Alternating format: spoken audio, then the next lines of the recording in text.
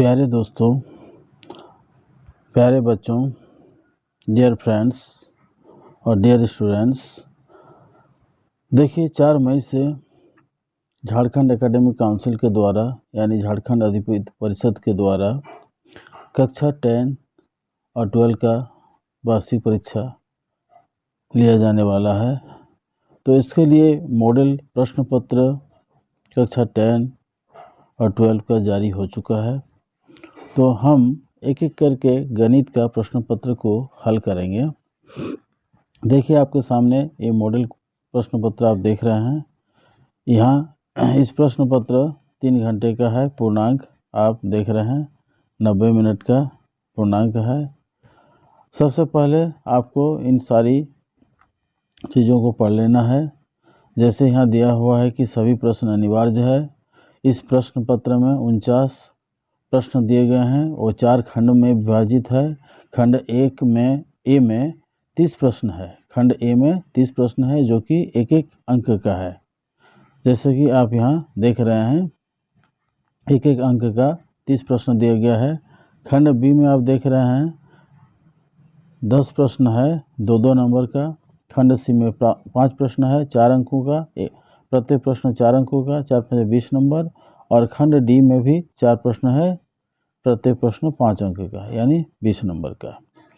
तो आपको एक एक करके प्रश्न को समझना है और इसको हल करना है। तो देखिए हम आपको आज हर एक प्रश्नों का हल करके बताएंगे कैसे हम लोग इसको हल करेंगे। तो प्रश्न संख्या 1 से शुरू करते हैं। 120 का अभाज्य गुणनखंडों के गुणनफल को ज्ञात करना है।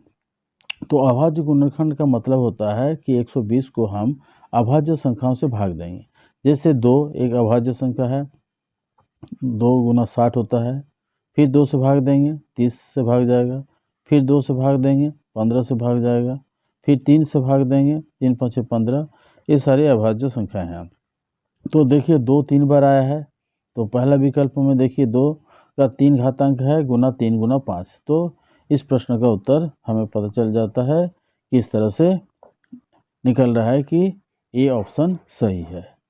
अब हम दूसरा प्रश्न देखते हैं। देखिए इस प्रश्न में क्या पूछ रहा है कि किसी बहुपद px के लिए y = px का ग्राफ नीचे आकृति में दिया गया है।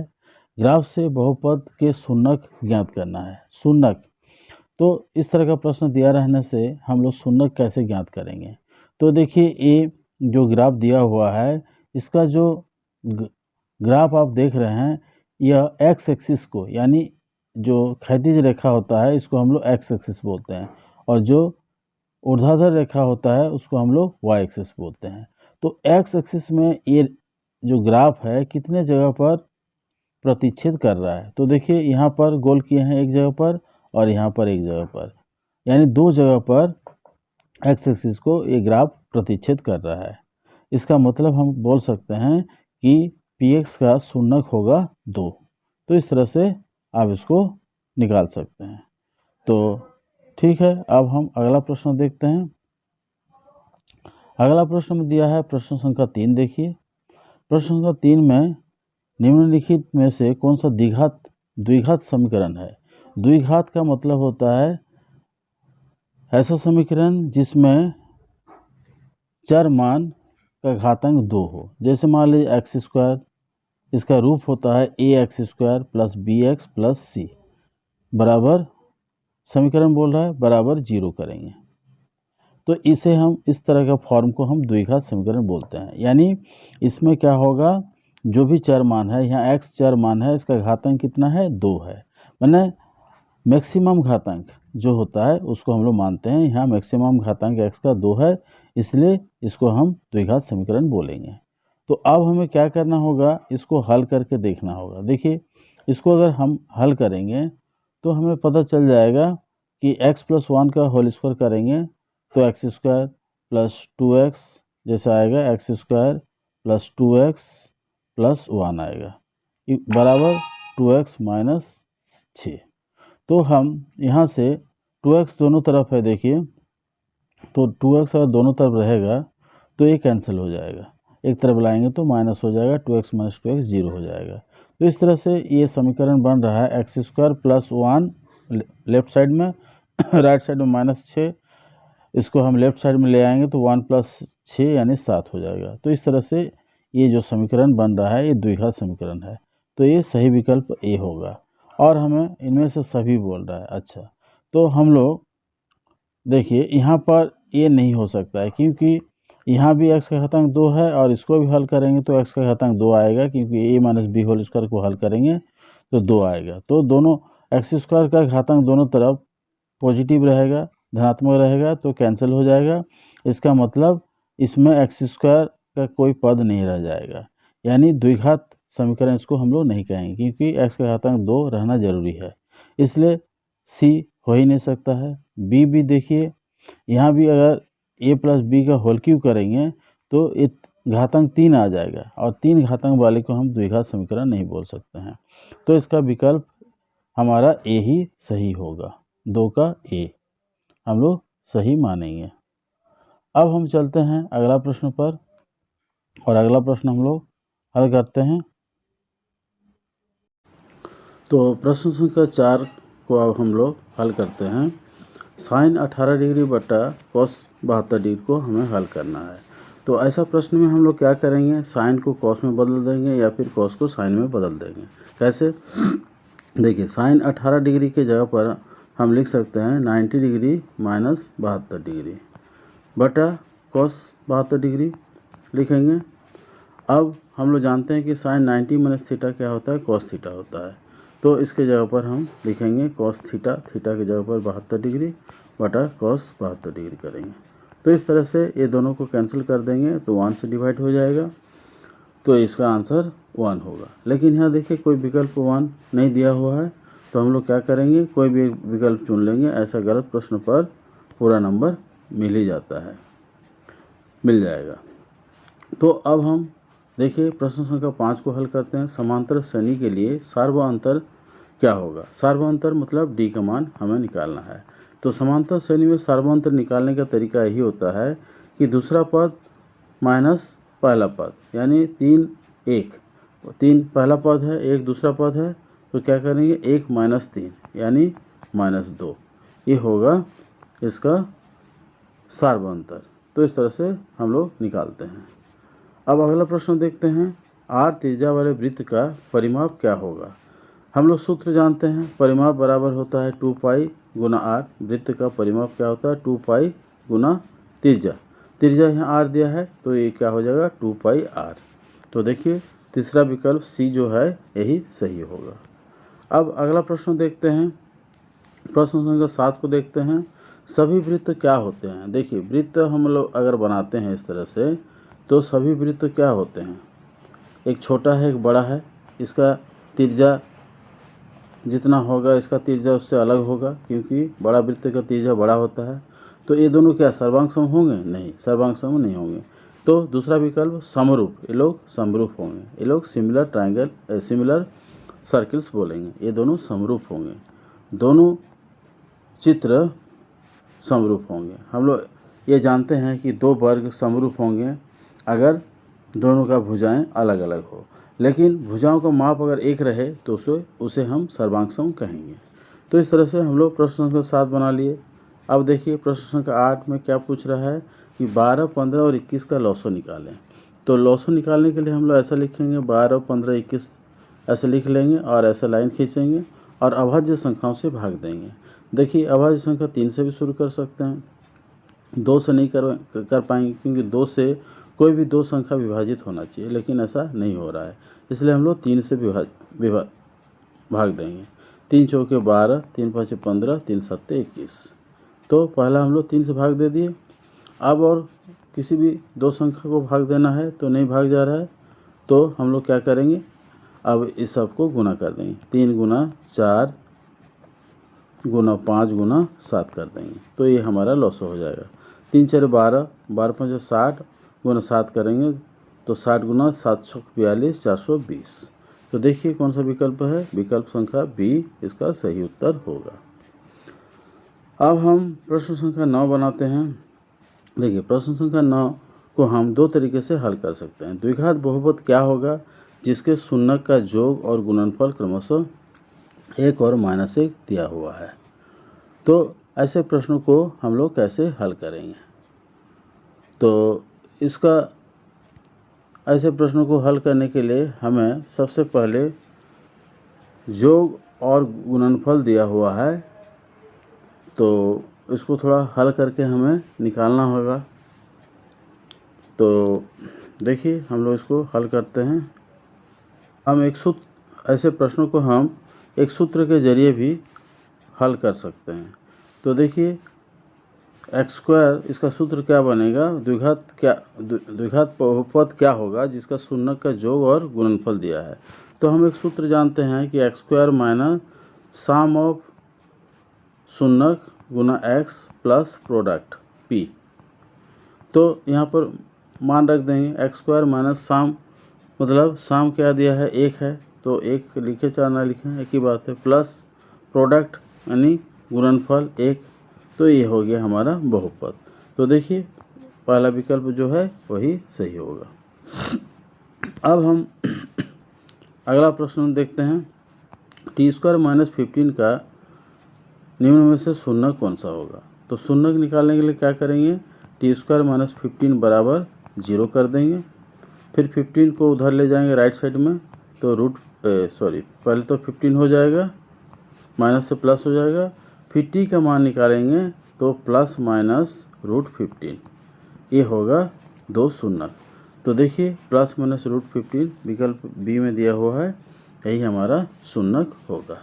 तो इस तरह से हम लोग 10वां प्रश्न को बना लिए। अब 11 नंबर प्रश्न को देखते हैं। इसमें पूछ रहा है कि निम्न में से द्विघाती सूत्र कौन सा है बताना है। तो देखिए द्विघाती सूत्र मतलब x निकालने का -b प्लस माइनस √d/2a होता है। तो ये पहला विकल्प जो है यही हमारा सही होगा। आपको सूत्र जानना होगा। अगला प्रश्न देखिए 12 नंबर में, यदि d बराबर 0 हो तो d डिस्क्रिमिनेंट 0 हो तो इसके मूल क्या होंगे? तो d बराबर 0 होता है तो इसके मूल क्या होता है? बराबर और वास्तविक होता है। ये हम लोग पहले से ही जानते हैं।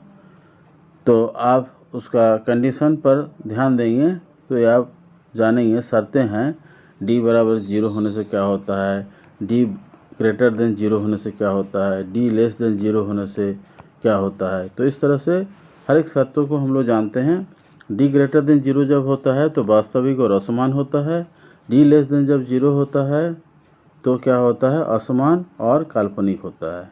तो इस तरह से ये सारी चीज़ हम लोग जानते हैं। अब देखिए 13 नंबर प्रश्न को देखते हैं। इसमें क्या पूछ रहा है? यदि कर्ण का वर्ग बराबर लंब का वर्ग जोड़ आधार का वर्ग हो तो कैसा त्रिभुज होगा? तो ये सीधा सीधी हम लोग बोल सकते हैं कि समकोण त्रिभुज होगा। समकोण त्रिभुज में ही ये नियम लागू होता है कि इसे हम लोग कर्ण मानते हैं। ये तो लंब है, 90 डिग्री कोण बना रहा है तो इसको लंब मानते हैं और इसको आधार मानते हैं। तो इस तरह से हम लोग इसका सूत्र जानते हैं कि कर्ण का वर्ग बराबर होता है लंब का वर्ग, लंब इसको लंब मानेंगे तो लंब का वर्ग जोड़ आधार का वर्ग होता है। तो ये समकोण त्रिभुज के लिए लागू होता है। अब देखिए 14 नंबर प्रश्न में क्या पूछ रहा है कि दो बिंदुओं के बीच की दूरी निकालना है। तो दो बिंदुओं के बीच की दूरी क्या होता है? जैसे मान लेते हैं P और Q, दो बिंदु दिया हुआ है, इसका नियामक x1, तो x1 y1, अच्छा यहाँ a और b दिया है तो ठीक है कोई बात नहीं, x1 y1 और इसका है x2 y2। तो इसका दूरी निकालने के लिए क्या करेंगे? बिंदुओं का अंतर का वर्ग करते हैं। देखिए x2 minus x1 plus y2 minus y1, तो ये पहला जो विकल्प है ये हमारा सही होगा। x1 minus x2 plus y2 minus y1 का वर्ग होगा। ये हमारा डिस्टेंस फार्मूला हम लोग जानते हैं, ये डिस्टेंस फार्मूला के आधार पर ये होता है। तो इस तरह से हम लोग 14 नंबर प्रश्न तक हल कर लिए। अब देखिए 15 नंबर प्रश्न को देखते हैं। साइन 30 डिग्री का मान क्या होता है। तो साइन 30 डिग्री ये तो टेबल से हम लोग निकालते हैं, साइन 30 डिग्री का मान 1/2 होता है। तो देखिए ये विकल्प सी होगा। प्रश्न संख्या 16 में क्या होता है, sine 90 minus theta cos theta. Sine का कॉस होता है, टेन का कॉट होता है और सेक का कोसेक होता है। तो इस तरह से हम लोग इसके बारे में जानते हैं। 17 नंबर प्रश्न, ए भुजा वाले घन का आयतन। घन का आयतन क्या होता है, ए क्यू, ए का घन यानी ए क्यू। तो पहला विकल्प इसमें सही होगा। अब शंकु का आयतन, शंकु का आयतन होता है 1/3 पाई आर स्क्वायर एच, जो कि दूसरा विकल्प में दिया हुआ है। तो इस तरह से हम लोग 18 प्रश्न तक हल कर लिए। अब हम लोग 19वां नंबर पर आते हैं। वर्ग अंतराल इतना का वर्ग चिन्ह क्या होगा, हमें अब निकालना है। तो वर्ग चिन्ह निकालने का तरीका क्या होता है, लोअर लिमिट जोड़ अपर लिमिट बटा 2, यानी 10 और 25। 10 है लोअर लिमिट और 25 है अपर लिमिट, इसको जोड़ के 2 से भाग कर देंगे। 25 35 बटा 2 करेंगे तो ये आएगा 17.5। तो इस तरह से दूसरा विकल्प ये सही होगा। अब हम लोग 20वां नंबर देख लेते हैं। निम्न में से कौन सी संख्या किसी घटना की प्रायिकता नहीं हो सकता है।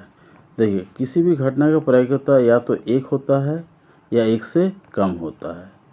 किसी भी प्रोबेबिलिटी ऑफ एनी इवेंट, कोई भी घटना का प्रायिकता क्या होता है, 1 से कम या 1 के बराबर। तो देखिए 2/3 1 से कम है, ये ठीक है, नहीं हो सकता है पूछ रहा है। 15% मतलब 15/100, ये भी 1 से कम है। 0.7 मतलब 7/10, ये भी 1 से कम है। ये है 1.5 जो कि 1 से ज़्यादा है, 1 से ज़्यादा नहीं हो सकता है। तो हम लोग 20वां प्रश्न भी हल कर लिए। अब देखते हैं 21वां नंबर। एक प्राकृत संख्या का अभाज्य गुणनखंड उसके गुणनखंड के क्रम को छोड़ते हुए डैश होता है। क्या होता है, अद्वितीय, यूनिक होता है। एक प्राकृत संख्या का अभाज्य गुणनखंड उसके गुणनखंड के क्रम को छोड़ते हुए यूनिक यानी अद्वितीय होता है। √2 क्या है, √2 एक परिमेय संख्या है। √2 को हम लोग परिमेय संख्या के रूप में जानते हैं। 23 नंबर देखिए, a1/a2 not equal to b1/b2, तो हमें कितने हल प्राप्त होंगे। तो ऐसे प्रश्नों का कंडीशन के बारे में हम लोग पहले भी जानते हैं। ऐसे प्रश्न में अद्वितीय हल होंगे, यूनिक हल होंगे। जब ए दोनों बराबर नहीं है तो अद्वितीय यानी यूनिक सॉल्यूशन इसमें प्राप्त होता है। तो ये हम लोग जानते हैं। और a1/a2 बराबर b1/b2 बराबर c1/c2 इस तरह का हो तो अनेक हल होता है उसका। अब देखिए 24 नंबर प्रश्न देखते हैं। ax² + bx + c बराबर 0 हो तो विविध का डिस्क्रिमिनेंट क्या होगा। d का मान होता है b² - 4ac, तो पहला विकल्प यहाँ सही होगा। अब 25 नंबर, ax² + bx + c को डैश कहते हैं, द्विघात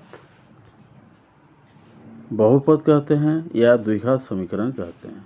देखिए ये द्विघात बहुपद होगा। समीकरण में क्या होना चाहिए, इसमें बराबर 0 होता है, और द्विघात बहुपद में क्या होता है, बराबर 0 नहीं होता है, तो ये द्विघात बहुपद होगा। 26 नंबर में यदि b² - 4ac बराबर 0 हो तो मूल क्या होगा। तो मूल के बारे में हम लोग जानेंगे। तो d का मान अगर b² - 4ac हो तो मूल क्या होगा, इसके बारे में हम लोग को जानना है। तो d का मान पॉजिटिव होगा, और पॉजिटिव होने से क्या होता है, मूल वास्तविक होता है। d का मान अगर नेगेटिव होता तो हम लोग बोलते हैं कि उसका मूल काल्पनिक होगा। अब 27 नंबर प्रश्न देखते हैं। किसी संख्या की ऐसी सूची जिसमें प्रत्येक पद का सार्वंतर समान हो। किसी पद संख्या का सूची जिसमें सार्वंतर समान हो तो उसको हम लोग समांतर श्रेणी कहते हैं, अरिथमेटिक प्रोग्रेशन कहते हैं। 28 नंबर में सभी डैश त्रिभुज समरूप होते हैं, सभी समबाहु त्रिभुज समरूप होते हैं। और 29 नंबर में है tan 90 - थीटा। tan का cot होता है तो यहाँ बोलेंगे cot थीटा होगा। यानी देखिए इसमें जो विकल्प दिया है उसी में से हम लोग को चुनना है, तो ये पहला विकल्प cot थीटा होगा। अब 30 नंबर प्रश्न देख लेते हैं, क्या है कि ये सारे प्रश्न एक एक नंबर के हैं। तो घटना ई की प्रायिकता प्लस घटना ई नहीं की प्रायिकता बराबर क्या होगा? 1 होगा। दोनों घटनाओं की प्रायिकता का कुल टोटल इवेंट क्या होता है? 1 होता है, यानी पहला विकल्प जो है वो सही होगा। तो इस तरह से हम लोग 30 प्रश्न बना लिए। फिर अब हम खंड बी का प्रश्न को हल करेंगे। देखिए प्रश्न संख्या 31 में दिया है, यदि HCF 306 657 का 9 दिया गया है तो एलसीएम इन दो संख्याओं का ज्ञात करना है। तो 306 और 557 का हमें एलसीएम ज्ञात करना है। तो हम ऐसे जानते हैं कि HCF गुना एलसीएम बराबर होता है दो संख्याओं का गुणनफल। तो दो संख्या 306 गुना 657 लिखेंगे, दो संख्याओं का गुणनफल। अब उसके बाद हम लोग के पास क्या दिया है? HCF दिया हुआ है। HCF का मान कितना दिया है? 9 दिया हुआ है। तो हम इस सूत्र के जरिए एलसीएम आसानी से निकाल सकते हैं, क्योंकि हम यहाँ लिखे हुए हैं कि दो संख्याओं का गुणनफल से अगर हम HCF को भाग दे देंगे तो हमें क्या मिल जाएगा? एलसीएम मिल जाएगा। यानी 306 गुना 657 से HCF 9 हम लोग भाग दे देंगे तो हम लोग को एलसीएम मिलेगा। 657 को 9 से हम लोग विभाजित कर सकते हैं, क्योंकि 6 5 11 7 18 9 का 9 से विभाजित होता है, इसलिए 9 से भाग चले जाएगा। इसलिए क्या लिखेंगे? 9 7 63, 65 से 2 27, 9 3 27, तो 73 आया। और अब 73 और 306 को हम लोग क्या करेंगे? गुना कर देंगे। गुना कॉपी में करके यहाँ लिख देंगे, तो इसको गुना करने से आएगा 22,338। तो इस तरह से आप इस प्रश्न को हल कर सकते हैं। तो अब हम अगला प्रश्न देखेंगे, 32 नंबर, x² - 2x - 8 द्विघात बहुपदों का शून्यक ज्ञात करें। तो हम लोग इसको फैक्टराइजेशन मेथड यानी गुणनखंड विधि से हम लोग इसका शून्यक निकाल सकते हैं। सबसे पहले चर मान 8 और x² का जो गुणक है 1, ये दोनों को गुना करते हैं। तो 1 और 8 8, 1 गुना 8 8 होता है। तो 8 का 2 फैक्टर हमें चाहिए जो कि बीच के पद का अंतर दिखाए। 2 4 8 होता है, 4 और 2 का अंतर बीच वाले पद जो -2x है उसको लिख सकते हैं। तो लिखेंगे x² + 2x - 4x - 8। अब हम लोग क्या करते हैं? पहला 2 पद से कॉमन निकालेंगे। x² + 2x से क्या कॉमन आएगा? x कॉमन आएगा। तो x² को x से भाग दे के लिखेंगे x, फिर प्लस है प्लस लगाएंगे, फिर 2x को x से भाग दे के लिखेंगे तो 2 आएगा।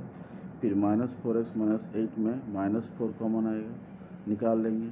फिर -4x को -4 से भाग देंगे तो x होगा, और -8 को -4 से भाग देंगे तो 2 होगा। तो इस तरह से x + 2 देखिए दोनों पद में आ गया है। इसका मतलब फैक्टराइजेशन यानी गुणनखंड हमारा सही है। अब x + 2 को कॉमन निकाल लेंगे तो पहला पद से x बचेगा और दूसरा पद से क्या बचेगा? -4। तो इस तरह से हमें दो गुणनखंड प्राप्त हुआ, x + 2 x - 4। अब हम इसका शून्यक निकालने के लिए क्या करेंगे? एक एक को 0 के बराबर करेंगे। तो अब x + 2 बराबर 0 करेंगे तो x का मान कितना आएगा? -2। और x - 4 को भी 0 के बराबर करेंगे तो x का मान कितना आएगा? +4। तो इस तरह से x का दो शून्यक हमें क्या क्या प्राप्त हुआ? x बराबर -2 और x बराबर 4। तो इस तरह से हम लोग शून्यक निकाल लिए। अब हम अगला प्रश्न देखेंगे, प्रश्न संख्या 33। ABC एक समद्विबाहु त्रिभुज है जिसमें AC बराबर BC दिया हुआ है। यदि AB² बराबर 2AC² है तो हमें सिद्ध करना है ABC एक समकोण त्रिभुज है। तो सबसे पहले हम एक समकोण त्रिभुज बना लेंगे ABC। इसमें नामकरण इस तरह से करेंगे कि जो सबसे लंबा भुजा है उसको छोड़ के बाकी दो भुजाएं AC और BC हो, ताकि यहाँ दिया हुआ है AC बराबर BC। तो ये जो चित्र बना है ये सही नहीं है। अब हम इसको बदल के और एक चित्र बनाएंगे। अभी ध्यान से हट गया था, जिसके चलते ए बी बराबर बी सी लिखा गया है। लेकिन हमें दूसरा चित्र बना कर दिखाना होगा जिसमें ए सी बराबर बी सी हो, यानी सबसे लंबा भुजा जो है कर्ण, उसको छोड़ के बाकी दो भुजाएं हमें दिखाना है बराबर, यानी ए सी बराबर बी सी होना चाहिए। तो देखिए फिर से एक समकोण त्रिभुज की आकृति बनाया गया है और इसमें ए सी और सी बी इस तरह से लिखा गया है और ए सी बराबर यहाँ बी सी है और ए बी यहाँ कर्ण है। अब हम इस प्रश्न को लिखेंगे ए बी स्क्वायर बराबर 2ac स्क्वायर को लिखेंगे ए सी स्क्वायर प्लस ए सी स्क्वायर। ऐसा लिखने से क्या होगा, ए सी के जगह पर हम बी सी का मान रख सकेंगे। तो क्या लिखेंगे, ए बी स्क्वायर बराबर बी सी स्क्वायर प्लस ए सी स्क्वायर। तो ऐसा लिखने से क्या हो रहा है कि कर्ण का वर्ग बराबर लंब का वर्ग जोड़ आधार का वर्ग के बराबर हो रहा है, यानी कर्ण ये ए बी है तो ए बी स्क्वायर बराबर आया बी सी स्क्वायर प्लस ए सी स्क्वायर। तो हम जानते हैं एक प्रमेय से कि किसी भी समकोण त्रिभुज के कर्ण का वर्ग बराबर अगर आधार का वर्ग जोड़ लंब के वर्ग के बराबर हो, जोड़ के बराबर हो, तो हम क्या बोलेंगे, जो कर्ण ए बी है उसके सम्मुख कोण सी समकोण होगा। तो इस तरह से ए सी बी को हम एक समकोण त्रिभुज कहेंगे। तो इस तरह से हम इसे एक समकोण त्रिभुज सिद्ध कर सकते हैं।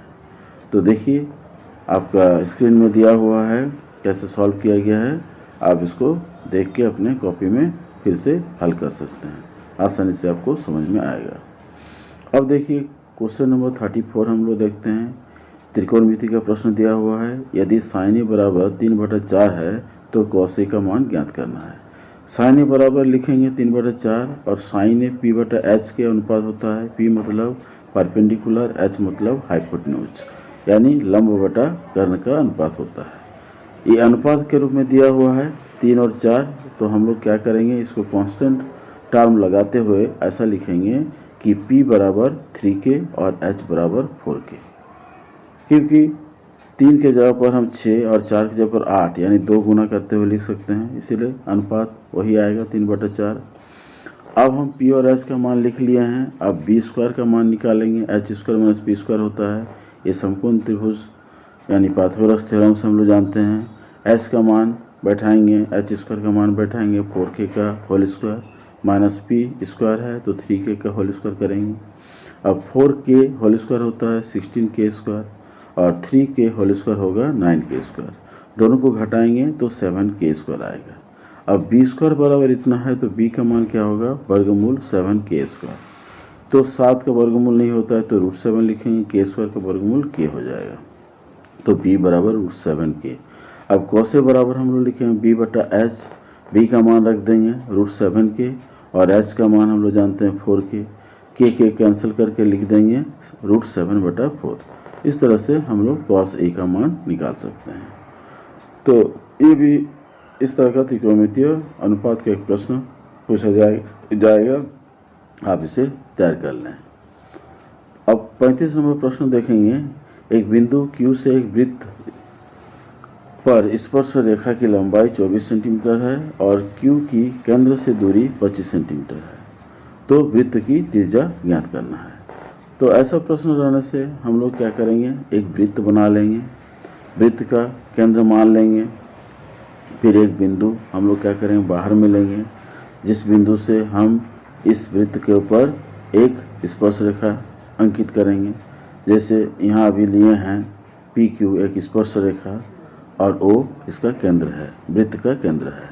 लेकिन प्रश्न के अनुसार क्या बोला है, एक बिंदु Q से एक वृत्त पर स्पर्श रेखा की लंबाई, Q से खींचा गया स्पर्श रेखा, इसलिए P जो लिए हैं उस बिंदु को हम लोग Q मानेंगे और Q को P मानेंगे, क्योंकि Q से वृत्त पर एक स्पर्श रेखा खींची गई है जिसकी लंबाई 24 सेंटीमीटर है। तो ये जो चित्र हम लोग बना रहे हैं ये थोड़ा सा नेमिंग में गलत है, इसलिए इसको सुधार लेंगे, P की जगह पर Q लिखेंगे और Q की जगह पर P लिखेंगे। अब ये सही हो गया है।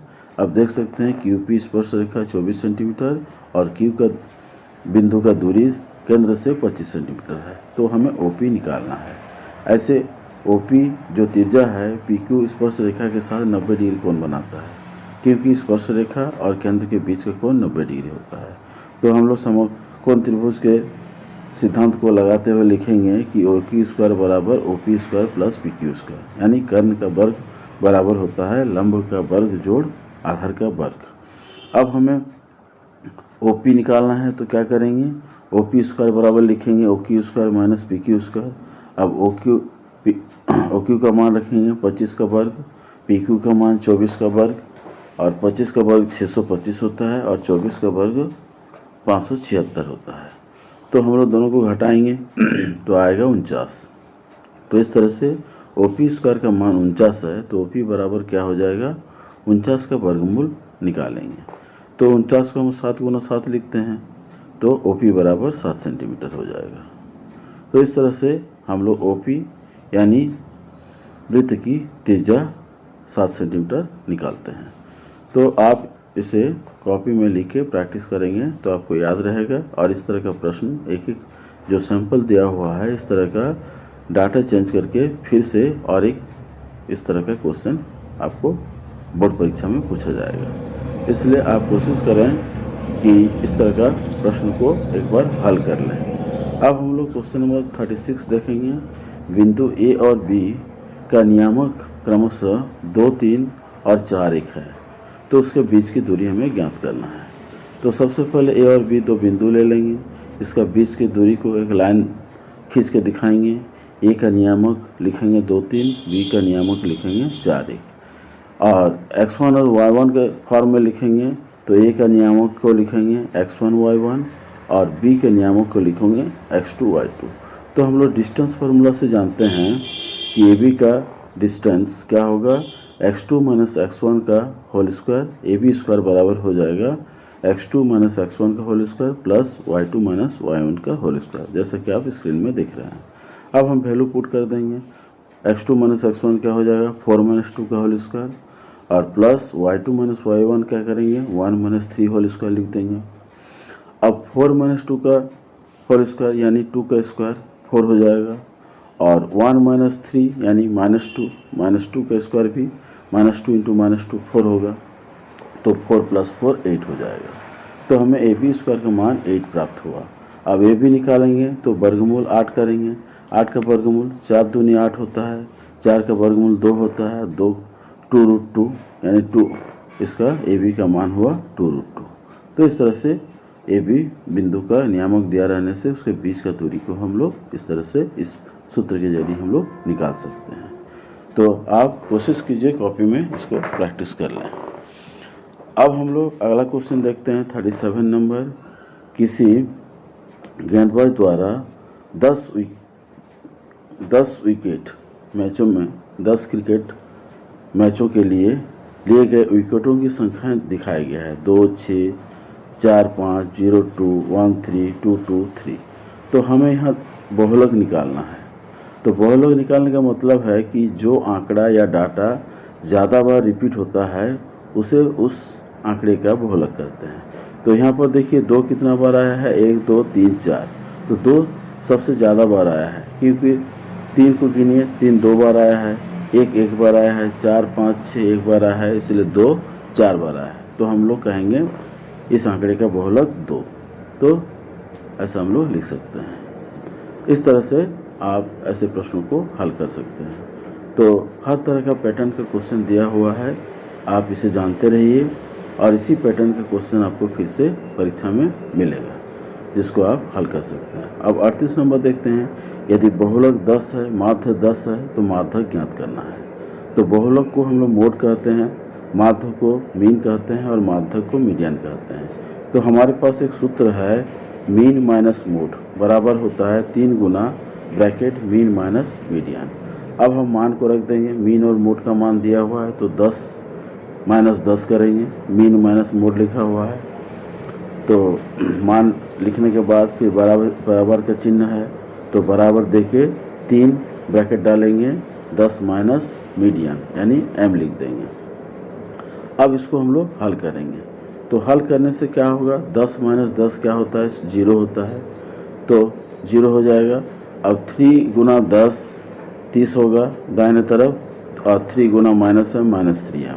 तो 30 को बाएं तरफ लाएंगे तो -30 बराबर क्या हो जाएगा -3m। तो इस तरह से हम लोग लिखेंगे। तो दोनों तरफ अगर माइनस रहेगा तो हम लोग क्या करेंगे, माइनस माइनस को कैंसिल करते हुए प्लस कर लेंगे, और यहाँ से m का मान निकालने के लिए क्या करेंगे, दोनों तरफ 3 से भाग दे देंगे। तो 3 3 कट जाएगा, 3 और 30 कट जाएगा, 3 और 10 से 30 कट जाएगा, तो m का मान यानी मीडियन का मान 10 यानी मध्य का मान 10 प्राप्त होगा। तो इस तरह से इस प्रश्न को भी हम लोग हल कर लिए। अब हम लोग प्रश्न संख्या 30 देखते हैं। यदि PE बराबर 0.5 है तो E नहीं की प्रायिकता क्या होगा। PE मतलब एक E घटना है जिसकी प्रायिकता दिया है 0.05 और नहीं घटने की प्रायिकता क्या होगा। तो PE प्लस PE डैश बराबर 1, माने घटना का प्रायिकता और नहीं घटने का प्रायिकता दोनों मिलाकर 1 होता है। अब PE का मान दिया है 0.05, PE डैश हमें निकालना है, तो हम क्या करेंगे 0.05 को दाहिने तरफ ले जाएंगे, तो PE डैश बराबर 1 माइनस 0.05 हो जाएगा। तो इसका मान हम लोग निकालेंगे घटा के, तो 0.95, तो नहीं घटने की प्रायिकता हमें पता चल गया। तो इस तरह से इस प्रश्न को भी हम लोग हल कर लिए। अब देखते हैं 40 नंबर प्रश्न को हल करते हैं। एक चित्र प्राप्त करने की प्रायिकता ज्ञात कीजिए जब एक सिक्के को एक बार उछाला गया हो।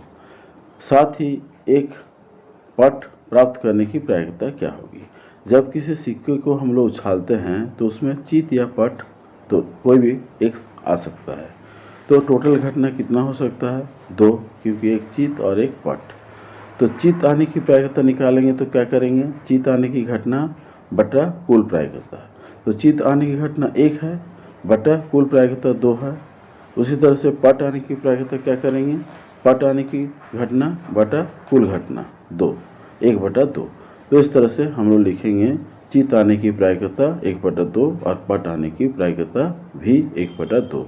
तो इस तरह से PC मतलब चित आने की प्रायिकता और PP मतलब पट आने की प्रायिकता, दोनों को हम लोग लिखेंगे 1/2। तो इस तरह से हम लोग 40 नंबर प्रश्न तक हल कर लिए। अब हमें खंड C यानी 41 से 45 तक के प्रश्न को देखना है। सभी प्रश्न 4 अंकों के हैं।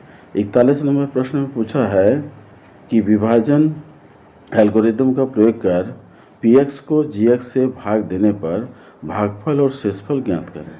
PX बराबर, देखिए प्रश्न थोड़ा गलत है, x³ होना चाहिए, x² दे दिया है, लेकिन ये x³ minus 3x² plus 5x minus 3 होगा और GX का मान होगा x² माइनस 2। तो हम लोग क्या करेंगे, x² माइनस 2 से मतलब x³ minus 3x² plus 5x minus 3 से x² माइनस 2 को भाग देंगे। तो देखिए यहाँ x² लिखा हुआ है, जो कि ध्यान नहीं जाने से हम लोग क्या करते हैं, प्रश्न को लिखते हुए हल करते चले जाते हैं, लेकिन जैसे ध्यान आता है फिर हम लोग समझते हैं कि 2 पद एक ही घातांक के है, ऐसा संभव नहीं होता है। इसलिए क्या करेंगे, इसको फिर हम लोग बदल देंगे और उसको सही करके इस प्रश्न को हल करेंगे। अगर परीक्षा में कोई अगर इस तरह से भी हल कर देता है तो भी उसे नंबर मिलेगा, और अटेम्प्ट करने से फुल मार्क्स मिलता है जब कोई प्रश्न गलत रहता है। तो आप अगर नहीं समझ पाते हैं कोई क्वेश्चन तो उसको हल कर दीजिएगा, आपको पूरा अंक मिलेगा। लेकिन अगर उसको एग्ज़ाम हॉल में सुधारा जाता है या टीचर द्वारा कुछ बताया जाता है तो आप सुधार सकते हैं उसको, और सुधार के उसको हल कर सकते हैं। देखिए सुधार के हम अभी लिख दिए हैं, x³ minus 3x² plus 5x minus 3। x² और x³ ये दोनों को भाग देना है, पहला पद है, तो x³ को x² से हम भाग दे देंगे तो x आएगा, यानी भागफल में x हम लोग लिखेंगे और x² माइनस 2 को गुना करके x से लिखेंगे, तो x³ माइनस 2x होगा। देखिए अब चिन्ह बदल देंगे, x³ का प्लस था माइनस कर दिए, कट गया प्लस माइनस, और माइनस 2x को प्लस 2x कर दिए तो 5x प्लस 2x 7x हो गया, और उतार लेंगे माइनस 3x² को। अब हम लोग क्या करेंगे, माइनस 3x² और x² भाग देंगे कितना से, माइनस 3 से, तो भागफल में -3 लिख दिए हैं और -3 से x² - 2 को भाग दे के लिख देंगे। तो आएगा -3x² और माइनस माइनस प्लस 6। तो हम लोग यहाँ -3 को उतार लेंगे ताकि +6 उसके नीचे हम लोग लिख पाएँ, क्योंकि सजातीय पद को एक साथ एक के नीचे एक लिखा जाता है। अब चिन्ह बदल देंगे, माइनस था तो प्लस कर देंगे, प्लस माइनस 3x² कट जाएगा और इधर भी +6 है, इसके नीचे भी हम लोग चिन्ह बदलेंगे क्योंकि हम लोग घटाते हैं और घटाने के लिए हमें माइनस चिन्ह बदलना पड़ता है। प्लस रहने से माइनस करते हैं, माइनस रहने से प्लस कर लेते हैं। तो इसको ऊपर में क्या है -3 है और नीचे में +6 है, इसलिए +6 का चिन्ह बदल के -6 लिखेंगे। तो -3 और -6 -9 हो जाएगा। तो हम लोग लिखेंगे 7x - 9। तो ये पूर्ण रूप से भाग हो गया क्योंकि 7x का डिग्री x² से कम है, इसलिए और भाग नहीं जाएगा। अब हम अगला प्रश्न देखते हैं। सिद्ध करें कि 5 - √3 एक अपरिमेय संख्या है। ये भी प्रश्न गलत लिखा है, परिमेय संख्या लिखा है, जबकि ये प्रूफ करना है अपरिमेय संख्या है।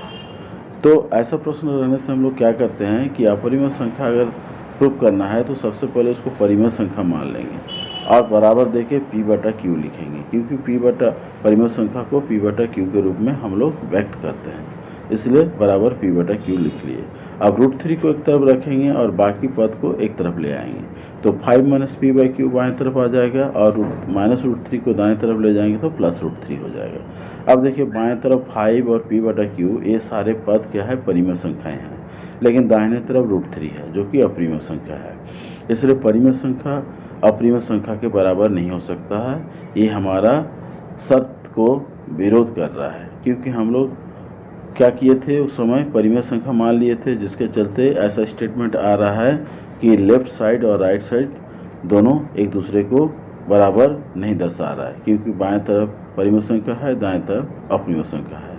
तो इसलिए हम लोग क्या बोलेंगे कि इसको परिमेय संख्या ही अपरिमेय संख्या ही मानेंगे, क्योंकि ये परिमेय संख्या नहीं हो सकता है।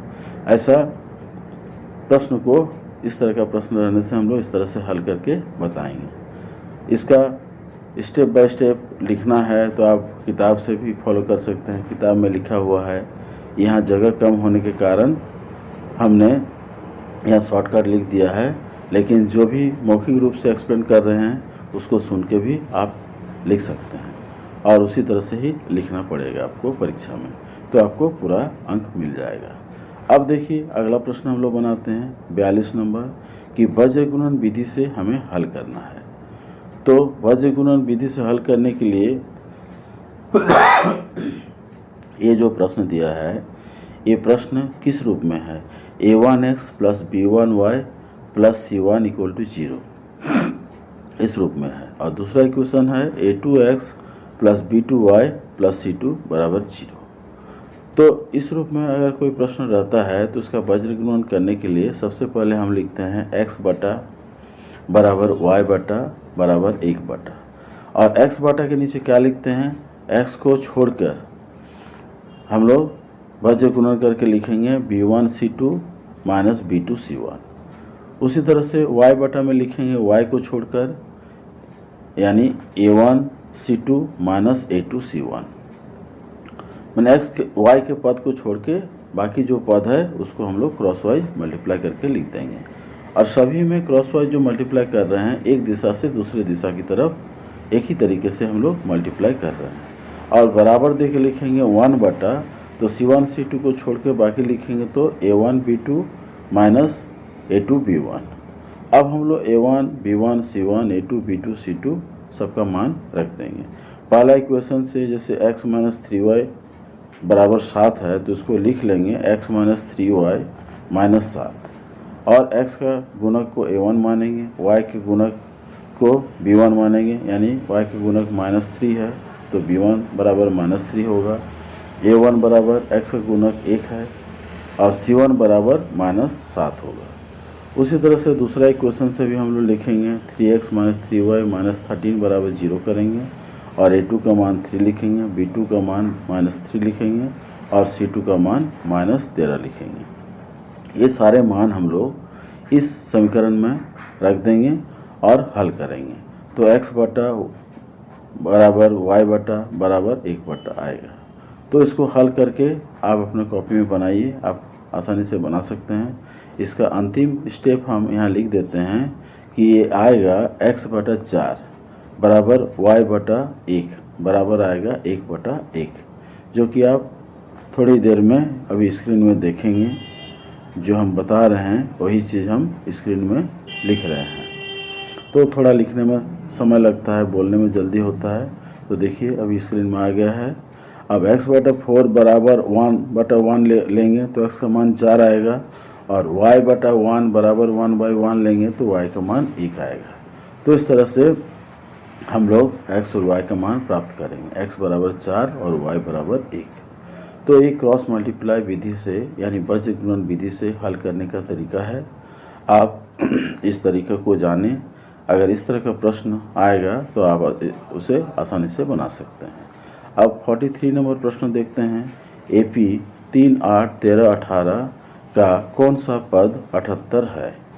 एक अरिथमेटिक प्रोग्रेशन दिया है, यानी समांतर श्रेणी दिया हुआ है, हमें उसका कौन सा पद 78 होगा। तो मान लेते हैं nवां पद यानी Tn बराबर होगा a plus n minus 1 into T. Tn यानी nवां पद 78 दिया है, तो Tn के नीचे 78 लिखेंगे। a के जगह पर 3 लिखेंगे, पहला पद है n माइनस 1। d का मान क्या लिखेंगे, दूसरा पद माइनस पहला पद, यानी 8 माइनस 3 5, तो d का मान 5 होगा। अब हम क्या करेंगे, 78 से 3 को बाएं तरफ ला के माइनस कर देंगे, क्या कि प्लस है तो माइनस हो जाएगा। 78 माइनस 3 75 हो जाएगा, बराबर n माइनस 1 इंटू 5। पक्षांतर करके ये सब हम लोग हल करेंगे। फिर दोनों तरफ 5 से भाग दे देंगे तो क्या होगा, n माइनस 1 बचेगा दाहिनी तरफ, और 5 और 75 कट जाएगा 15 से, तो 15 बराबर हो जाएगा n माइनस 1। तो n का मान क्या करेंगे, निकालेंगे तो माइनस 1 को बाएं तरफ ले आएंगे तो 15 जोड़ 1 हो जाएगा, यानी n का मान हमें 16 प्राप्त होगा। तो हम बोल सकते हैं कि 16वां पद जो होगा वो 78 होगा। तो इस तरह से इस प्रश्न को भी हम लोग हल कर लिए। अब देखिए प्रश्न संख्या 44 को हल करते हैं। यहाँ हमें सिद्ध करना है कि वर्गमूल 1 प्लस साइन ए बटा 1 माइनस साइन ए बराबर सेक ए प्लस tan ए सिद्ध करना है। तो ऐसा प्रश्न रहने से हम लोग इसको क्या करेंगे, परिमेयकरण करेंगे, यानी 1 माइनस साइन ए के साथ नीचे में 1 प्लस साइन ए गुना कर देंगे और ऊपर में भी 1 प्लस साइन ए गुना करेंगे, क्योंकि ऐसा करने से इसमें कोई मान में परिवर्तन नहीं आता है। और फिर वर्गमूल का चिन्ह है लगा देंगे। अब हम ऊपर वाले को लिखेंगे 1 प्लस साइन ए का होल स्क्वायर और उसका वर्गमूल कर देंगे तो 1 प्लस साइन ए हो जाएगा।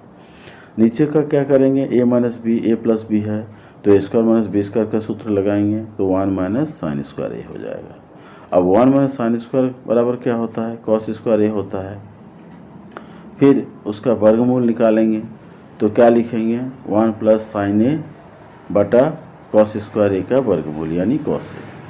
अब हम लोग इसको एक एक पद अलग करके लिख देंगे। 1 बटा कॉस ए बराबर सेक ए प्लस साइन ए बटा कॉस ए लिखेंगे तो होता है tan ए।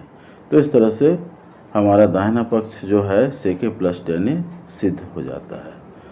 तो ये भी बहुत आसान प्रश्न है, आप इसे एक बार प्रैक्टिस कर लेंगे तो आप परीक्षा में इसको बना सकेंगे।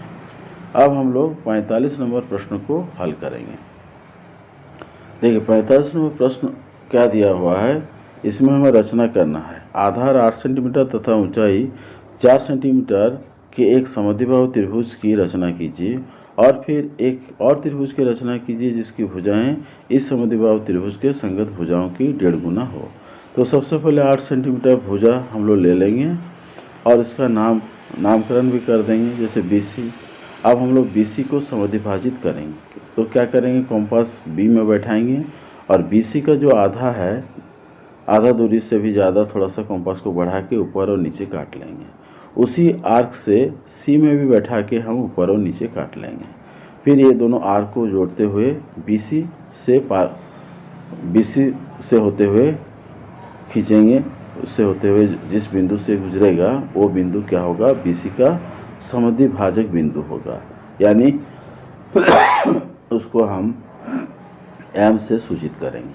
तो इस तरह से ए बी सी जो त्रिभुज बना एक समद्विबाहु त्रिभुज बना। इसमें ए बी और ए सी दोनों बराबर होगा। अब दूसरा त्रिभुज बनाना है जो इस त्रिभुज के भुजा का 1.5 गुना है, यानी 8 सेंटीमीटर अगर आधार है तो इसका 1.5 गुना कितना होगा? 1.5 गुना मतलब 2 के 2 1 3, 3/2, 8 गुना 3/2 करेंगे तो 12 सेंटीमीटर आएगा। 2 4 8 4 12, तो 8 सेंटीमीटर दिया है और 4 सेंटीमीटर बढ़ाने से 12 सेंटीमीटर होगा। यानी BC का जो मध्य बिंदु है वो दूरी क्या है? 4 सेंटीमीटर का है। उस बिंदु को अगर हम M से सूचित करेंगे तो BM 4 सेंटीमीटर होगा और C से 4 सेंटीमीटर हम लोग लेके काटेंगे और उस बिंदु को हम लोग D से सूचित करेंगे। अब D पर एक कोण बनाएंगे, किसके? C के बराबर। एक समांतर रेखा खींचना है, इसलिए C के बराबर एक कोण बनाएंगे D पर। C पर एक आर्क खींच लेंगे कोई भी नाप का और उसी नाप का D पर बैठा के भी लेंगे और वहाँ जो आर्क लिए हैं C बिंदु पर उस आर्क का लंबाई हम लोग काट लेंगे और D से जोड़ते हुए उस रेखा को खींच लेंगे और इधर BA रेखा को बढ़ा देंगे। तो इस तरह से जो त्रिभुज बनेगा A'BD एक समरूप त्रिभुज होगा, यानी ABC त्रिभुज के, और इसका भुजाएं जो होगा इसके भुजाओं का, यानी पहले वाले त्रिभुज के भुजाओं का 1.5 गुना होगा। तो इस तरह से हमें स्टेप बाय स्टेप लिख के भी थोड़ा दिखाना है। जो स्टेप हम लोग यहाँ फॉलो किए हैं उसको 1 2 3 4 करके ऐसे लिख के हम लोग दिखाएंगे, क्योंकि ये दीर्घोत्तरीय प्रश्न है, ज़्यादा अंक का है, इसलिए इसमें स्टेप्स ऑफ कंस्ट्रक्शन को भी लिख के दिखाना होगा। अब देखिए अथवा में एक क्वेश्चन है, एक घड़ी की मिनट की सुई जिसकी लंबाई 14 सेंटीमीटर है और इस सुई द्वारा 5 मिनट में रचित क्षेत्रफल ज्ञात करें। तो एक हम लोग वृत्त बना लेंगे, क्योंकि घड़ी जो होता है वृत्ताकार होता है। 5 मिनट में कितना डिग्री बनाएगा पहले निकालेंगे। 60 मिनट में 360 डिग्री बनाता है, तो 1 मिनट में 360/60 यानी 6 डिग्री, यानी 5 मिनट में 5 6 30 डिग्री बनाएगा। अब हम लोग क्या करेंगे, इस सुई द्वारा रचित क्षेत्रफल निकालने के लिए क्या करेंगे, एरिया ऑफ सेक्टर निकालेंगे। सेक्टर का क्षेत्रफल जो कि सूत्र हम लोग जानते हैं θ/360 गुना πr² होता है।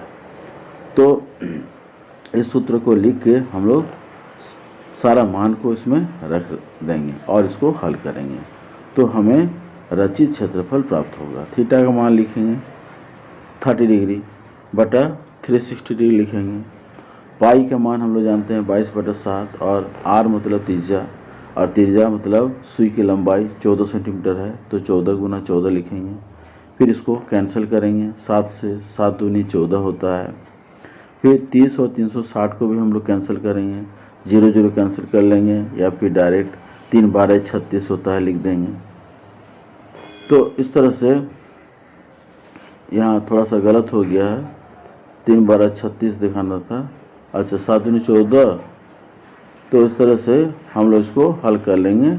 22 गुना 14/6 आएगा, यहाँ 3 नहीं आएगा, 308/6 होगा, क्योंकि यहाँ हम लोग काटने में गलती की है।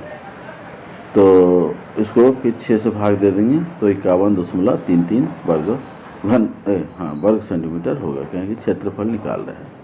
अब हम लोग ग्रुप डी के प्रश्नों को हल करेंगे।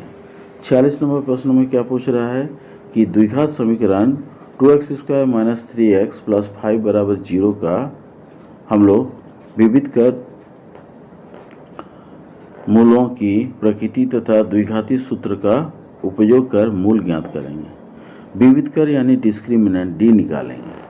तो देखिए 2x² - 3x + 5 = 0 है, तो यहाँ a का मान 2 है, b का मान -3 है जो x का गुणक है, और c मतलब जो चर मान है 5 है। तो हम d का मान निकालने का सूत्र क्या लिखेंगे, b² - 4ac, विविध कर निकालने का सूत्र। फिर यहाँ सारा मान को हम लोग रख देंगे, b के जगह पर -3 लिखेंगे, a के जगह पर 2 लिखेंगे और c के जगह पर 5 लिखेंगे और इसको हल करेंगे। देखिए -3² -4 गुना 2 गुना 5, -3² 9 होता है, और इधर 4 दूना 8 5 40, 9 - 40 क्या होगा, -31। तो -31 <0 है, यानी यहाँ कोई भी मूल ज्ञात करना संभव नहीं है, क्योंकि जब डी का मान नेगेटिव होता है तो हम लोग वहाँ वास्तविक मूल नहीं निकाल पाते हैं, यहाँ सिर्फ काल्पनिक मूल ही निकल पाएगा।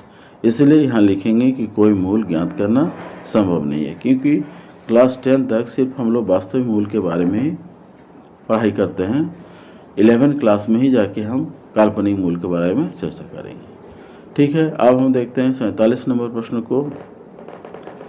आंधी आने से एक पेड़ टूट जाता है और टूटा हुआ भाग इस तरह मुड़ जाता है कि पेड़ का शिखर जमीन को छूने लगता है और इसके साथ 30 डिग्री का कोण बनाता है, और पेड़ के पाद बिंदु की दूरी जहां पेड़ का शिखर जमीन को छूता है 8 सेंटीमीटर है, तो पेड़ की ऊंचाई निकालना है। तो देखिए ए बी एक पेड़ का चित्र बना दिए हैं ए बी, और डी से टूट जा रहा है और ये आके ज़मीन में लटक जा रहा है, जो ज़मीन के साथ 30 डिग्री का कोण बना रहा है। तो हम लोग इस तरह से चित्र बना लेंगे, और ये जहाँ पर बना रहा है, जिस बिंदु पर टच कर रहा है, वो क्या है 20 से 8 मीटर की दूरी पर है। तो यहाँ हम नामकरण कर दिए हैं। यहाँ पर एक बिंदु छूट रहा है, उसको हम सी नाम दे देंगे। तो इस तरह से हमारा त्रिभुज, हमारा चित्र बन गया है। अब हम सबसे पहले बी डी निकालेंगे, फिर ए डी निकालेंगे, फिर जोड़ देंगे। बी डी निकालने के लिए क्या लेंगे, बी डी सी त्रिभुज लेंगे। बी डी बटा बी सी क्या होता है 10 होता है, मतलब पी बटा बी, तो 10 30 डिग्री लिखेंगे। बी डी बटा 8, 10 30 डिग्री का मान होता है 1/√3 बी डी बटा 8। तो बी डी का मान हम लोग क्रॉस मल्टीप्लाई करके निकालेंगे, तो बी डी बराबर आएगा 8/√3। अब हम सी डी का मान निकालेंगे, तो बी सी और सी डी का अनुपात को लेंगे तो क्या हो जाएगा, बी बटा एच यानी cos 30 डिग्री हो जाएगा, बराबर बी सी बटा सी डी। बी सी का मान लिख देंगे 8 बटा सी डी, तो यहाँ से हम सी डी का मान निकालेंगे। cos 30 डिग्री का मान sin 30 हाफ होता है, cos 30 कितना होता है √3/2। तो इस तरह से हम लोग 8 बटा सी डी लिखेंगे। अब सी डी का मान क्रॉस मल्टीप्लाई करके निकालेंगे तो आएगा 16/√3। देखिए सी डी जो है ए डी के बराबर है, क्योंकि यहाँ से टूट के ए इधर आ गया है। अब हम लोग क्या करेंगे, सी डी और बी डी को जोड़ लेंगे, तो क्या आ जाएगा 8/√3 प्लस 16/√3। √3 एलसीएम लेंगे तो ऊपर जोड़ देंगे हम लोग, और जोड़ के क्या लिखेंगे 8 + 16 यानी 24/√3 हो जाएगा। अब 24/√3 को हम लोग और थोड़ा हल करके लिख सकते हैं। √3 नीचे है तो √3 से ऊपर नीचे गुना कर देंगे, इसको परिमेयकरण करेंगे तो √3 क्या हो जाएगा 3 हो जाएगा, और 24 से कट जाएगा 8 से। तो इस तरह से 8√3 पेड़ की लंबाई यानी ऊंचाई प्राप्त होगा। तो इस तरह से इस प्रश्न को भी हम लोग हल कर लिए। अब हम अगला प्रश्न देखेंगे और उसको भी हल करेंगे। तो देखिए इस तरह से आप इस प्रश्न को कॉपी में उतार लें और कॉपी में उतार के इसको प्रैक्टिस करें। ऐसा करने से क्या होगा, आपको अच्छा से समझ में आएगा। अब देखिए इसमें अथवा करके और एक प्रश्न दिया हुआ है जिसको हम लोग निकालेंगे। देखिए भूमि के एक बिंदु से 20 मीटर ऊंचे भवन के शिखर पर लगी एक मीनार के तल और शिखर में उन्नयन कोण 45 डिग्री और 60 डिग्री है। तो मीनार की ऊंचाई निकालना है। तो देखिए भवन की ऊंचाई 20 मीटर है तो दिखा दिए, और भवन के ऊपर एक मीनार है, मीनार का भी ऊंचाई हम लोग को निकालना है। तो इसको हम लोग क्या करेंगे h मान लेंगे। अब भवन की जो ऊंचाई है ज़मीन के साथ 45 डिग्री कोण बना रहा है, तो भवन की ऊंचाई से ज़मीन की ऊंचाई को जोड़ते हुए 45 डिग्री लिखेंगे, और मीनार का ऊंचाई से ज़मीन को छूते हुए जो कोण बनेगा वो 60 डिग्री बनेगा। अब हम इस त्रिभुज में नामकरण कर देंगे, और यहाँ मीनार का ऊंचाई को h मान लेंगे, आधार को देखिए ए बी, और इधर बी सी यानी भवन का ऊंचाई को बी सी ले लिए, सी डी हो गया मीनार की ऊंचाई। इस तरह से हम लोग लिख देंगे, और एक एक करके जो समकोण त्रिभुज यहाँ देख रहे हैं उससे हम लोग एक एक करके मान निकालेंगे। जैसे ए बी सी समकोण त्रिभुज में हम लेंगे तो बी सी बटा ए बी बराबर 10 45 डिग्री। बी सी दिया है 20, तो ए बी का मान निकल जाएगा 10 45 डिग्री 1 होता है। तो इस तरह से 1 बराबर लिखेंगे 20 बटा ए बी। तो क्रॉस मल्टीप्लाई करने से मिलेगा ए बी बराबर 20 सेंटीमीटर। तो हम लोग ए बी का मान निकाल लिए। अब हम लोग करेंगे क्या, बड़ा त्रिभुज लेंगे ए बी डी, इसमें लिखेंगे tan 60 डिग्री के बराबर P बटा B, यानी P क्या है बी डी बटा ए बी। तो अब हम tan 60 डिग्री बराबर लिखेंगे H प्लस 20 बटा ए बी 20। अब tan 60 √3 होता है, √3 लिख दिए। अब क्रॉस मल्टीप्लाई करके लिखेंगे H प्लस 20 बराबर 20√3। तो H का मान होगा 20√3 माइनस 20 कॉमन निकाल लेंगे तो ब्रैकेट में आएगा √3 माइनस 1। तो देखिए इस तरह से हम लोग इसको हल करेंगे। √3 का मान हम लोग 1.73 बैठा के भी हल कर सकते हैं, नहीं तो यहाँ तक बना के हम लोग अगर छोड़ भी देते हैं तो भी इस प्रश्न को हम लोग हल कर सकते हैं। अब अगला प्रश्न जो है 48 नंबर प्रश्न को हल करेंगे। यहाँ सिद्ध करना है कि कर्ण का एक वर्ग समकोण त्रिभुज में कर्ण का वर्ग शेष बाकी दो भुजाओं के वर्ग के योग के वर्ग बराबर के होता जोड़ के है। बराबर यानी है। इसे हमें सिद्ध यह करना सिद्ध है। करना है कि तो कर्ण का हम वर्ग लोग जोड़ सबसे पहले क्या बराबर करेंगे, इसको होता सिद्ध है करने लंबाई के का लिए वर्ग ABC जोड़ एक आधार का समकोण वर्ग। त्रिभुज तो अंकित इसको कर सिद्ध लेंगे करने के लिए और हमें इसमें एक चित्र दिखाएंगे कि बनाना B होगा, एक बराबर समकोण 90 डिग्री दिया त्रिभुज हुआ है। बनाना और होगा हमें सिद्ध और क्या इसे करना हम है सिद्ध करेंगे कि कैसे AC ये स्क्वायर होता है। बराबर यानी तो कर्ण चलिए का हम वर्ग लोग एक बराबर चित्र बनाते दिखाना हैं, है एक समकोण त्रिभुज AB square plus BC square, बनाते हैं। मतलब बाकी दो ABC भुजाओं के वर्ग के ये बराबर एक समकोण दिखाना है। त्रिभुज दिया तो हुआ है, इसको सिद्ध करने के लिए इसका हमें कोण भी कुछ रचना 90 करना डिग्री होगा है, इसमें। ये दिया हुआ है। तो रचना में हमें हम लोग सिद्ध क्या करना है करेंगे कि B कर्ण से का वर्ग बराबर AC के ऊपर यानी AC एक का रेखा वर्ग हम लोग बराबर हमें खींचेंगे, दिखाना है यानी AB लंब का खींचेंगे वर्ग BD, जोड़ BC का BD वर्ग। एक लंब ये खींचेंगे हमें AC के सिद्ध ऊपर। करना है। तो हमें इसमें सिद्ध ऐसा करने के लिए ये क्या होगा, दिया हुआ है BD और इसे 90 हमें डिग्री सिद्ध कोण करना बनाएगा है। AC के तो ऊपर, हम इसमें यानी रचना करेंगे। BDC बराबर रचना 90 में डिग्री क्या या करेंगे BDA कि यहाँ बराबर से भी B 90 से डिग्री। BD अब एक हम लोग लंब क्या करेंगे, खींचेंगे AC के एक एक ऊपर।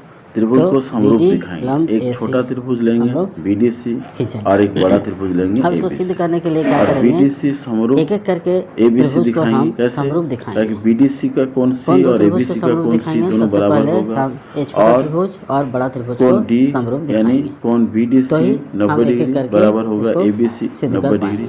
तो इस तरह से तो दो चलिए कोण अगर हम लोग बराबर इसको होता है दो त्रिभुज देखते का, हैं। तो हम इस लोग तरह से ए हम ये शब्द दोनों के त्रिभुज को अनुसार ये समरूप दोनों को दिखाएंगे। सिमिलर तो ये यानी त्रिभुज समरूप त्रिभुज बोलेंगे। और समरूप होने से क्या होता है, इसके समरूप भुजाएं दिखाएंगे। समरूप का जो चिन्ह समान होता है रूप से ऐसे समानुपातिक होता ABC। है। तो ये अब दोनों त्रिभुज समानुपातिक समरूप किस लिखने हिसाब के से लिए होगा, हम लोग क्योंकि कोण C जो है दोनों BC बटा कोण AC दोनों त्रिभुज में है बराबर DC और बटा एक एक BC। कोण 90 डिग्री अब क्रॉस दिखाएंगे। मल्टीप्लाई जैसे बड़ा करके त्रिभुज लिखेंगे ABC कि में BC स्क्वायर B कोण बराबर 90 डिग्री AC है गुना और DC। छोटा त्रिभुज BCD इसी में प्रकार D कोण 90 डिग्री है। हम लोग तो ये दोनों त्रिभुज दूसरा समरूप त्रिभुज होंगे। में भी और यानी समरूप हो ABD जाने से हम त्रिभुज और कहेंगे ABC कि त्रिभुज को भी इनके समरूप समान सिद्ध त्रिकोण करते में हुए पक्ष अनुपातिक होते दिखाएंगे हैं, यानी इनके भुजाएं समानुपातिक इसमें होंगी। भी तो हम लिखेंगे भुजाएं समानुपातिक AD बाई होंगे AB और इसमें बराबर कोण AB ABD का बाई और बड़ा AC। त्रिभुज ABC तो का इससे क्रॉस समरूप मल्टीप्लाई करेंगे तो समान मिलेगा होगा। क्या, AB स्क्वायर बराबर हो जाएगा AD इंटू AC। इस तरह से AD इंटू AC ये हमें प्राप्त होगा। अब हम क्या करेंगे, छोटा त्रिभुज ABD और बड़ा त्रिभुज ABC को भी समरूप सिद्ध करेंगे। और इसमें क्या दिखाएंगे, अच्छा इसमें हम लोग असल में AB स्क्वायर बराबर AD प्लस ये जो हम लोग लिखे ये हम लोग दूसरे ही त्रिभुज को समरूप दिखा दिए हैं। तो इस हिसाब से हमें और एक त्रिभुज को समरूप दिखाना होगा, जिसके आधार पर हम ये बोल सकते हैं कि ये दो त्रिभुज जो समरूप दिखाए हैं, यहाँ BCD नहीं लिखे हम लोग को लेना है ABD, यानी इसको हम काट के ABD बताते हैं। ABD समरूप है ABC के, यानी कैसे समरूप दिखाएंगे, कोण A बराबर कोण A यानी छोटा त्रिभुज बड़ा त्रिभुज में कोण A कॉमन होगा और उसके बाद कोण B 90 डिग्री और ADB 90 डिग्री। इस हिसाब से ये हमें प्राप्त होगा। अब हम और एक अनुपात को दिखाएंगे जो कि BCD और ABC। यहाँ पर देखिए हम पहले लिखे थे BCD और ABC को समरूप दिखाए थे, तो अब हम BCD और ABC को समरूप दिखाएंगे। और इसके पहले भी जो हम कोण दिखाए हैं, कोण C बराबर दोनों में बराबर होगा, कोण C कॉमन होगा BCD में और ABC में, और उसी प्रकार कोण D छोटा त्रिभुज में और ABC बड़ा त्रिभुज में 90 डिग्री होगा। तो उसके आधार पर हम क्या बोलेंगे, और एक भुजा जो है प्लस R1 ये दोनों समानुपातिक होंगे। तो इससे हमें क्या मिलेगा, BC² बराबर क्या हो जाएगा, AC गुना DC। करने से अब हम ये दोनों को जोड़ देंगे, AB² plus BC², AB² plus BC² बराबर लिखेंगे AC। देखिए इसमें कॉमन है, AC कॉमन निकाल लेंगे, ब्रैकेट के अंदर AD प्लस DC लिखेंगे। और AD प्लस DC क्या होता है, AC होता है, तो AC गुना AC हो जाएगा, AC²। यानी बोल सकते हैं कि AB² plus BC² equal to AC²। तो इस तरह से हम इसे सिद्ध कर लेंगे। तो ठीक है, अब हम अगला प्रश्न देखते हैं। अगला प्रश्न देखिए, यहाँ पर आप देख रहे हैं निम्न आंकड़ों का, यानी अच्छा 49 नंबर का 2 पार्ट दिया हुआ है, तो दोनों पार्ट को हम लोग एक एक करके देखेंगे। तो देखिए, पानी पीने वाला एक गिलास है, 14 सेंटीमीटर ऊंचाई वाले एक शंकु के छिनक के आकार का है। तो दोनों वृत्ताकार सिरों का व्यास 4 सेंटीमीटर और 2 सेंटीमीटर दिया हुआ है। तो हमें क्या निकालना है, छिनक की धारिता निकालना है। तो छिनक का ऊंचाई कितना है, 14 सेंटीमीटर दिया है, व्यास दिया है, तो R1 यानी त्रिज्या निकालेंगे तो 4/2 करेंगे तो 2 सेंटीमीटर होगा। R2 निकालेंगे तो क्या करेंगे, 2/2 व्यास दिया है तो 1 सेंटीमीटर होगा। अब हम सूत्र बैठाएंगे गिलास की धारिता का, 1/3 पाई H R1² plus R2² plus R1 into R2। अब हम सारे मान को रख देंगे। देखिए यहाँ पर जगह है कम, थोड़ा यहाँ लिखते हैं 1/3 पाई मतलब 22/7। यहाँ ऊपर भी लिख सकते हैं 1/3 22/7 इंटू H 14 R1² यानी 2² 4 हो जाएगा, फिर 1² 1 हो जाएगा, R1 R2 करेंगे तो 2 होगा, 2 गुना 1 तो 1/3 22/7 है तो 7 दूनी 14 हो जाएगा। और यहाँ से 7 मिलेगा तो 7 दूनी 14 गुना 22 करेंगे तो 308 आएगा बटा 3। तो इसको दशमलव में हम लोग बदल देंगे। तो देखिए 7 दूनी 14 दूनी 28 30, तो इसको हम लोग दशमलव में बदल कर लिखेंगे 102/2/3 घन सेंटीमीटर इसका छिनक की धारिता होगा। तो इस तरह से आप इसको कॉपी में लिख के हल करें, आप आसानी से इसको समझ सकते हैं। ठीक है, अब अगला प्रश्न हम लोग देखते हैं। देखिए 49 का दूसरा जो और वाला प्रश्न दिया हुआ है उसको हम लोग बनाते हैं, ये वाला प्रश्न को। तो इसको हल करने के लिए अब हम लोग को यहाँ लिखना पड़ेगा। तो चलिए यहाँ लिखते हैं, पहले क्लास इंटरवल लिख लेते हैं जो दिया हुआ है प्रश्न के हिसाब से। क्लास इंटरवल सबसे पहले है 10 से 25, फिर है 25 से 40, फिर उस तरह से एक एक करके सब लिख लेंगे। 40 से 55,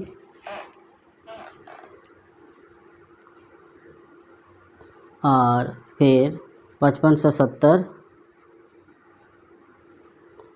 70 से 85, यह है 55, 70 से 85 और 85 से 100, एक क्लास इंटरवल दिया हुआ है। उसके बाद फ्रीक्वेंसी, सबका एक एक फ्रीक्वेंसी जो दिया है उसको हम लोग लिखेंगे। इस तरह से लाइन हम लोग खींच लेते हैं, 2 3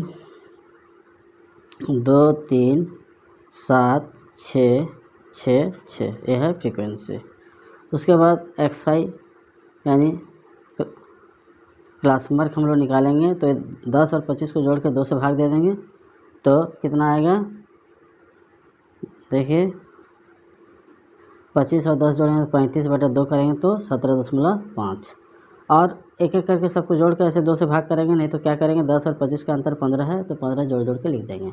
17.5 के साथ 15 जोड़ेंगे तो होगा 32.5, फिर 15 जोड़ेंगे तो ये हो जाएगा 47.5, फिर इसके साथ 15 जोड़ेंगे तो ये होगा 62.5, और फिर 15 जोड़ेंगे ये होगा 77.5, फिर ये हो जाएगा 92.5। फिर XI हो गया। अब DI निकालेंगे।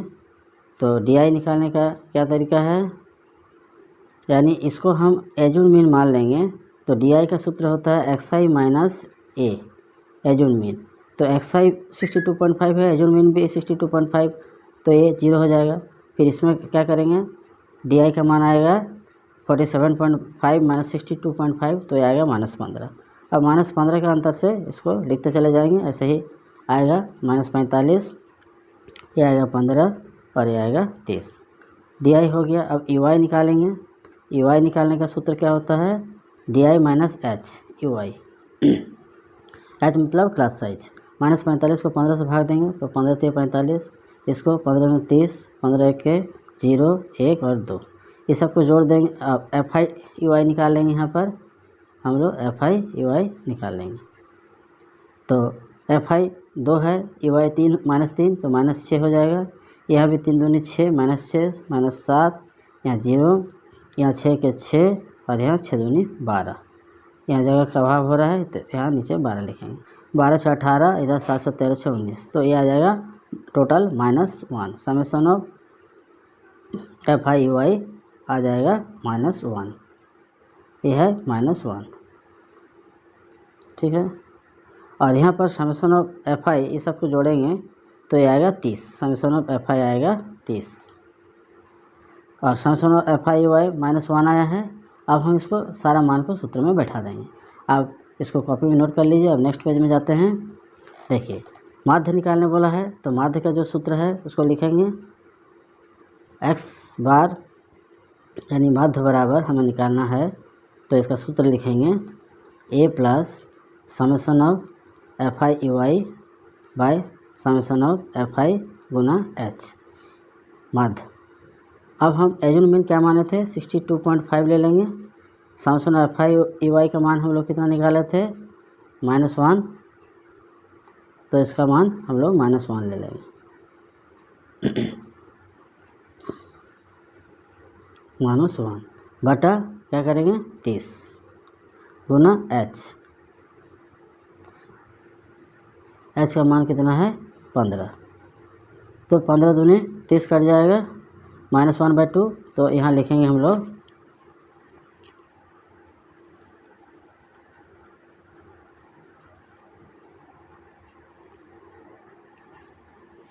यहाँ 62.5 माइनस 0.5, तो ये हमें देगा 62। तो इस तरह से हम लोग माध्य का मान 62 निकाल लेंगे। तो ठीक है, आप इसको कॉपी में नोट कर लें, आपको समझ में आ जाएगा। तो इस तरीके से हम लोग इस प्रश्न को भी हल कर लिए। तो सारे प्रश्न हम लोग इस तरह से बना लिए। अब आप इसको अपने से हल करें। धन्यवाद। आज यहीं समाप्त करते हैं।